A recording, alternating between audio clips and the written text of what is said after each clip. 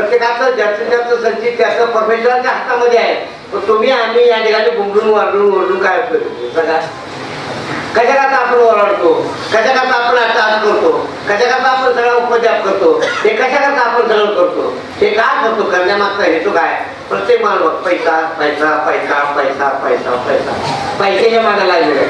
आणि आजच्या काळामध्ये माणसाला नेमकं पैशाच्या मोहापायी त्याची घरची पोरं त्याला कळणार, घरची पोरं सुद्धा कळणार, घरची पोरं सुद्धा आपल्याला कळणार. आपली पोरं बारकी का मोठी का काय झालं, काय झालं, काय झालं याचा पत्ता नाही झाला.